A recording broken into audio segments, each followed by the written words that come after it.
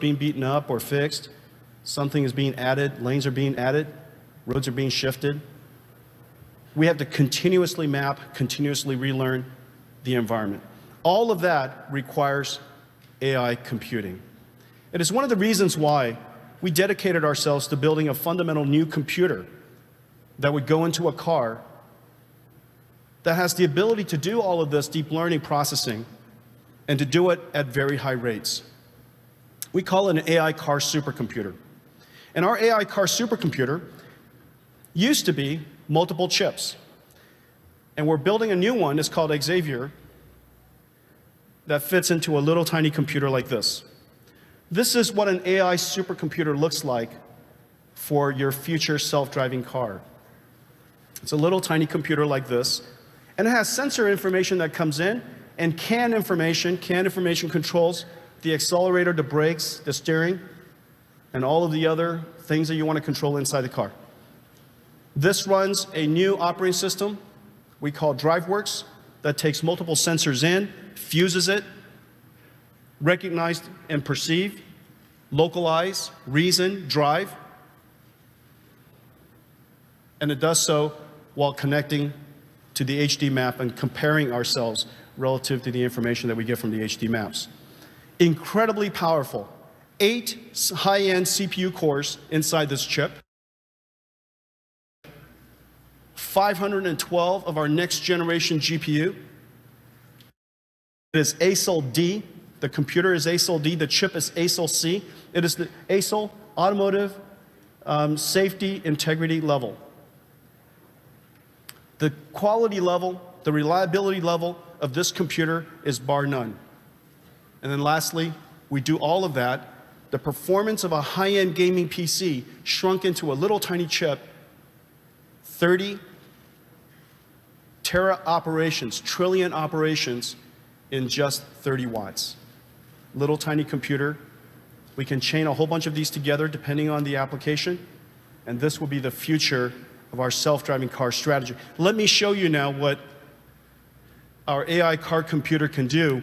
We created a car called BB-8, and it's an AI car, and it runs everything that I just described. This computer, this brand new operating system, and a whole bunch of AI networks. Let's roll it, please. Take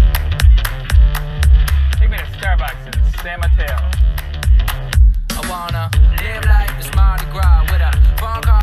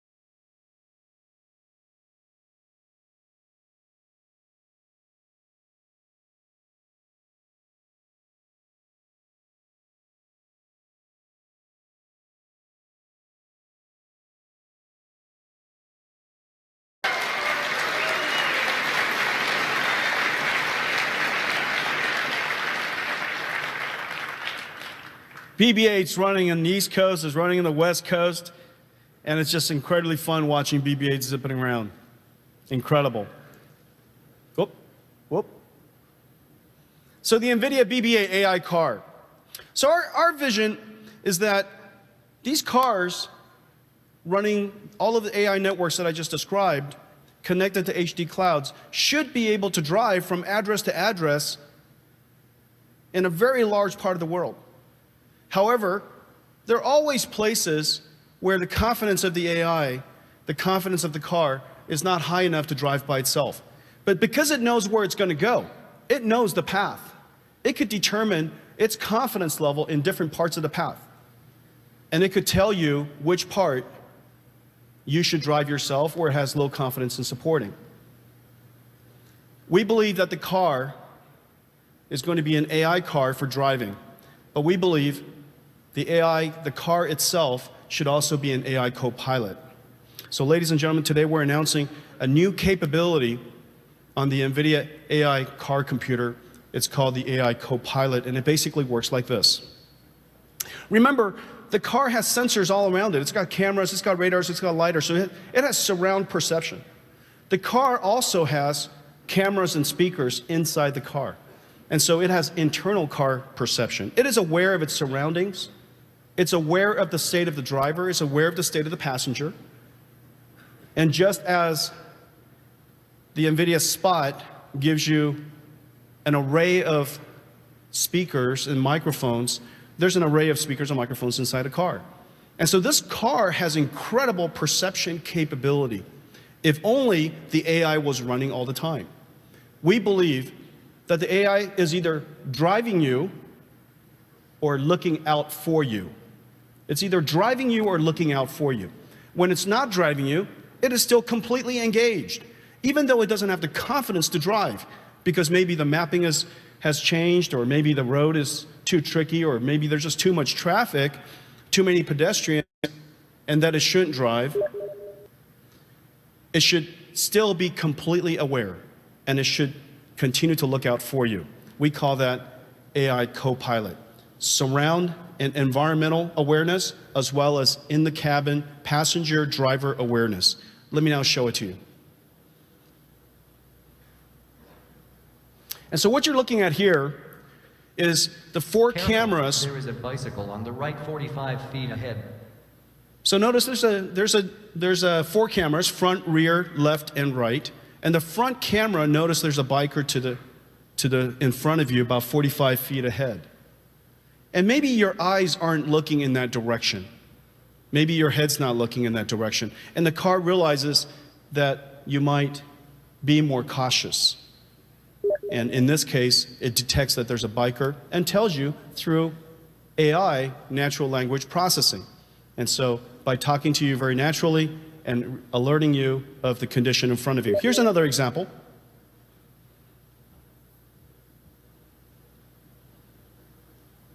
Careful, there is a motorcycle approaching the center lane. And so in this case, the idea is relatively simple, incredibly complex to execute. You have to understand what you're seeing, and you have to convert what you're seeing into natural language, otherwise known as captioning, and then saying it in a natural way in the car so that we can understand what the car would like us to be concerned about. And so that's environmental awareness, surrounding awareness. We also would like to have the capability for inside the car AI. The AI should be paying attention to you too. Maybe you're not looking where you should be driving, where you're driving. Maybe you're dozing off. Maybe you had a little bit too good of a time. The AI should pay attention.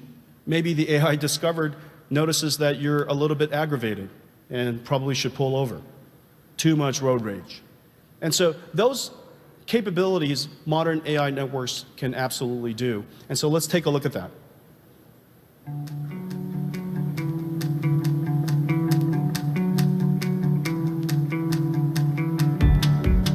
Okay. So this is Janine. This is one of our employees. Like, hey, let's put our hands together for Janine. So the first network does facial recognition, okay? And it does facial recognition incredibly well. This is deep learning facial recognition networks are among the best in the world, and it's reaching human level capabilities. This next one is head tracking. By looking at Janine with a camera, the artificial intelligence network is able to determine where her head is looking. Okay, this one's really cool. The artificial intelligence network, the deep learning network, just by studying her eyes, is able to figure out what direction she's gazing. Maybe she's looking at, no, shouldn't do that. Okay, so that's called gaze tracking. And this next one is really cool. This is inspired by, this is lip reading. Take me to Starbucks. And so if your car is too noisy and there are too many people talking, and yet you said something rather important, wouldn't it be nice if your AI car was able to recognize and read your lips and determine what it is that you said? This particular capability was inspired by the researchers at Oxford working on the LipNet, and they've been able to achieve a lip reading capability that's 95% accurate. A human, the best human, is about 53% accurate. And so this gives you a sense of the state of the art of artificial intelligence network. And you combine what I just described on the external surround perception capability and in-car passenger and driver perception, the combination of that allows us to always be aware and to keep the car, keep the driver as alert as possible and always be on the lookout for us. Not to mention all of the things that I described to you earlier about Shield and Google Assistant. We'll surely have that assistant capability inside the car so that you can talk to your car and get whatever access to any information or enjoy any content and media you would like. This is the Nvidia AI car platform. From the bottom up,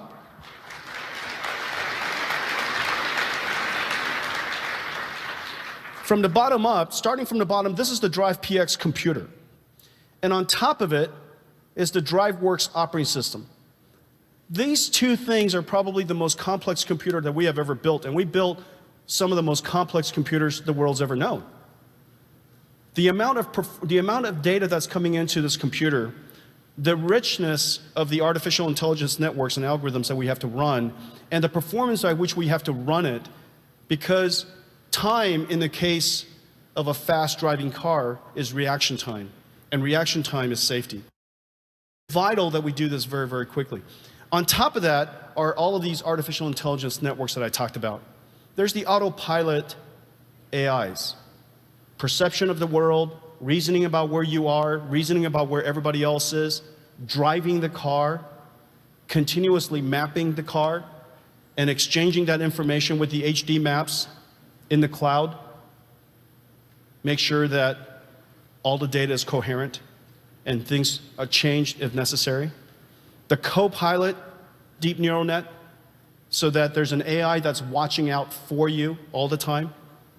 It might even, in the near future, say something like, Jensen, you're driving up the hill, you'll be home in 5 seconds, would you like me to go ahead and open up the gate? So that by the time I actually got there, just a second prior, the gate opens up and I pull right into the garage. The AI co-pilot. We also need the ability to converse and interact with our computer in a very natural way. So natural language processing has to be done inside the car so that if the connection is not very good, you can still communicate with the car. And that the reaction time, the latency between your spoken words and its recognition of your speech is as fast as possible. And yet it's connected to the cloud to an AI assistant. This architecture, on top of that, is an API called MapWorks. This is one of the most important things we do.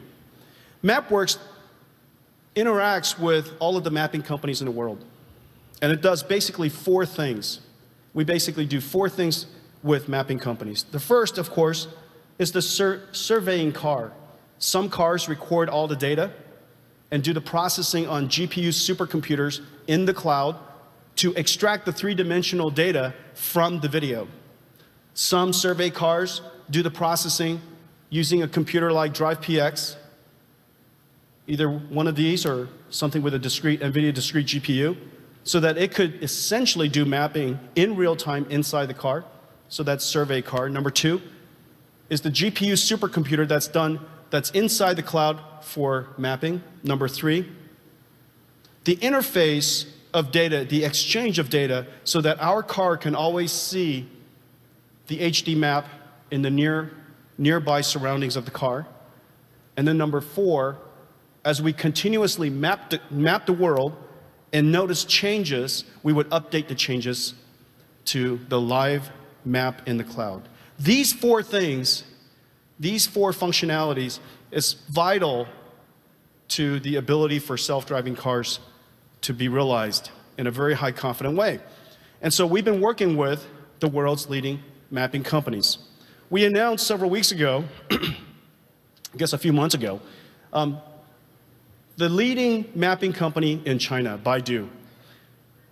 Incredible partner of ours, working across all four layers that I described, all four functionalities that I described, from surveying all the way to map processing, all the way to synchronization with the local computer inside our car. The reason why Baidu was so important is because every car company in the world and any car you build should be able to drive anywhere in the world. And China is now the world's largest car market. It is too large to ignore. And yet, only a Chinese company can map China. And Baidu has mapped more of China than any other company. And so partnering with Baidu was a very logical first. We then partnered with TomTom, leading mapping company in Europe. Today, we're really super excited to announce that we're partnering with Zenrin, the leading mapping company in Japan. Japan's roads are incredibly complicated, and it is such a dense population. The mapping of Japan is quite an extraordinary task. Zenrin is an amazing company, and we're working with them to map Japan. And then also today, super excited to announce that we're working with HERE to integrate Nvidia technology into their data centers for mapping, working with them on map algorithms, as well as connecting to all of the Nvidia AI car computers inside cars as we synchronize the live maps. Let's thank all of our partners to make this, create this incredible dream.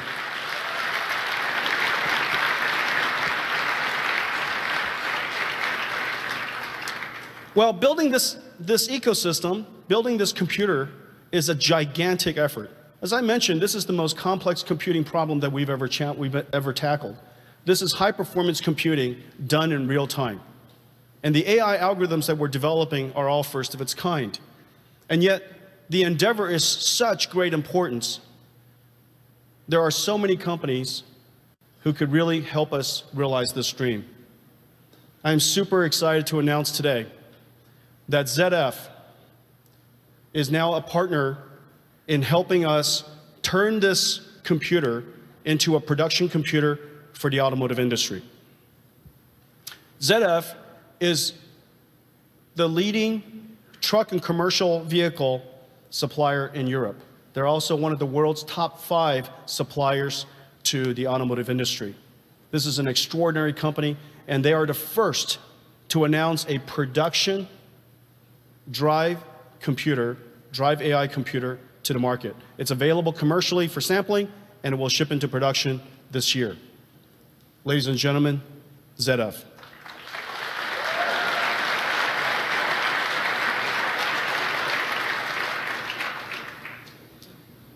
I have another partner I'd like to announce.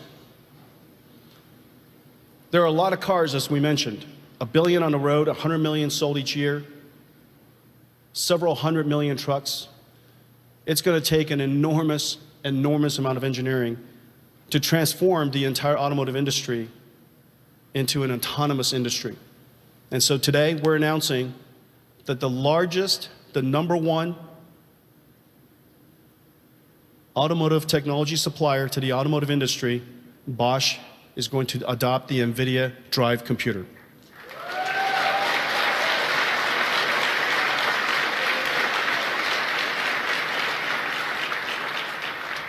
The largest and the 5th largest automotive supplier in the world have now adopted the Nvidia computing platform so that we can bring AI computers to the autonomous industry. Bosch, a 130-year-old company, 375,000 employees, over $70 billion over 70 billion euros, enormous company.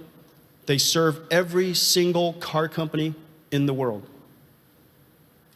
Unbelievable reach and it's just such a great pleasure to partner with them. I will be at the Bosch Connected World in March, and with a little bit of luck, we're going to give you guys a major update on the work that we're doing together. So Bosch.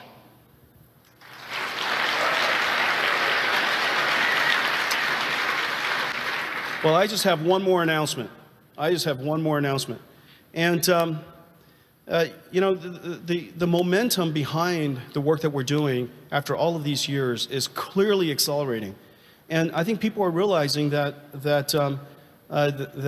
creating an AI car computer is a really enormous undertaking. And we've worked at it for quite a few years.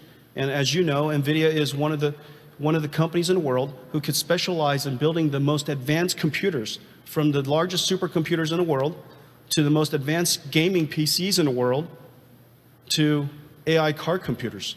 And these computers are just an enormous undertaking.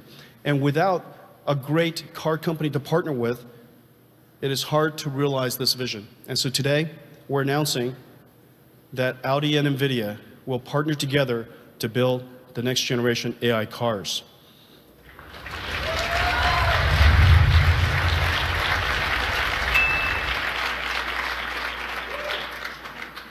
Audi and Nvidia building an AI car,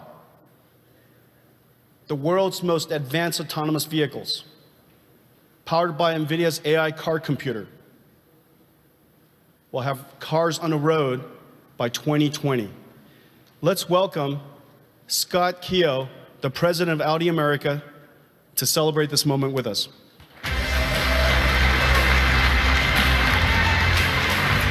Cool stuff, Jen. Scott, it's great to have you. Happy New Year. Thank you. My God. I'm glad you saved the best for last, so I appreciate that. You should always go last because you're always the best. And gosh, we've been working together for 10 years, and we've been building these advanced cars for quite a long time together. You know, frankly, when we first started working together, the car had no internet. When we started working together, there were no internet-connected maps. And when we started working together, there were no rich graphics inside the cars that we enjoyed. Yep. And because of the efforts that we've worked on together, we now have millions of cars, millions of Audis that are driving all over the world, and we really led in technology, information technology. Yep. Now, the next phase of information technology is artificial intelligence. Yep. And when you think about artificial intelligence and the concept of someone who's been so long in the automotive industry, what is the implication of AI to the automotive world, and what is the implication of AI to Audi? I think it's massive. You know, the first thing on your first statement, I just want to say, you know, our partnership goes back 10 years. And if you think about where Audi was in America, we were selling 60,000 cars a year, didn't have much of an impact. If you look at this year, we sold a record 210,000 cars. And the reason we did it, honestly, is the crazy technology that Audi engineers and your engineers put together. It's a virtual cockpit, Google Earth, Google Maps, just incredible stuff. So that's the secret sauce. And I think with you, we want to keep the secret sauce moving. Look, if I think of your entire presentation, it's quite simple to me. We want to get to this nirvana state safer, and we want to get there sooner. And really, the only way to go about doing that, there's no Did you guys just pick that 4 up? days. There's an Audi with an Nvidia AI car computer in the gold lot driving by itself today, right now. Exactly. And I think, thank you. Not end of next year, not end of this year, right now. Yeah, and I think that's classic Audi. I mean, we want to put things into the real world, put things into action, and I think it's cool. Now, if you want to go program this, it would probably take months upon months. So this gives you a sense of the power. And then, of course, the announcement here, we're excited. We're talking high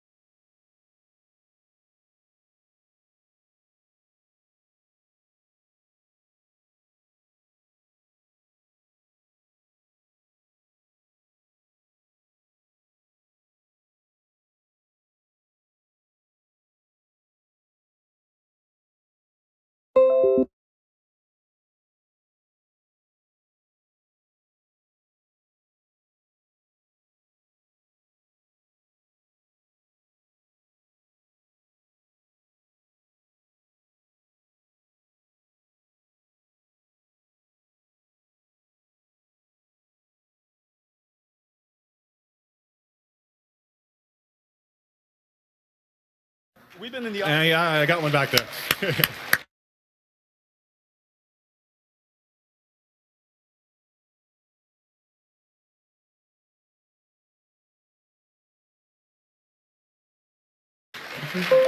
We've been working together for 10 years, and we've been in the automotive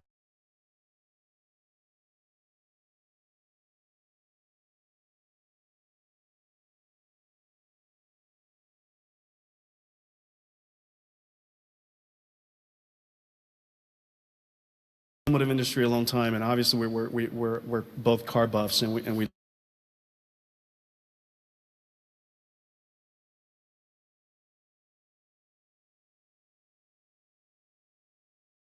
love car technology.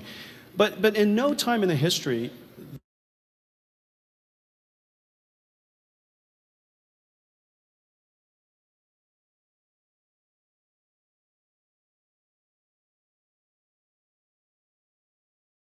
that I remember has the technological change,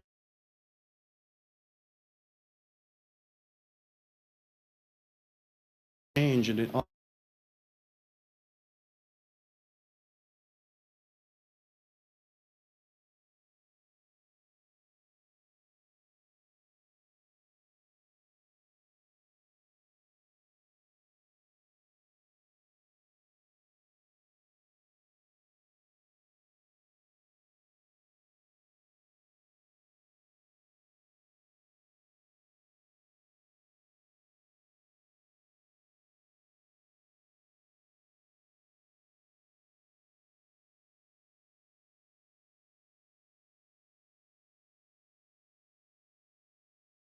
been so dramatic, so imaginative.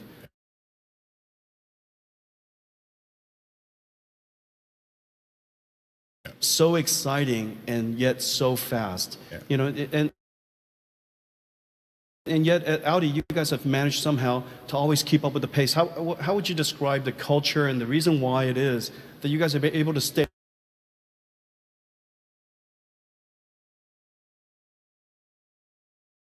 up and always be in the forefront of it all? Yeah, I think the thing we love at Audi is I think most car companies like to look to protect themselves. They protect themselves with their scale, they protect themselves with regulations, and I think at Audi we don't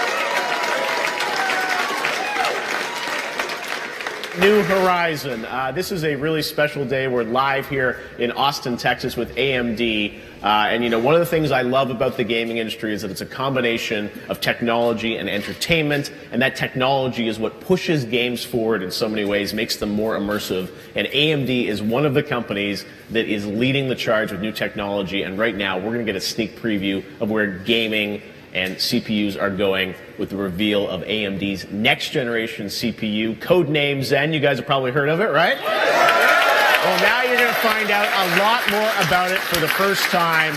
We're going to show you hands-on demos of this new high-performance CPU. We're going to show how it impacts VR, 4K gaming, 3D design modeling, actually how games get made using it. And also we have a special guest from Evil Geniuses. PPD is here to talk about esports.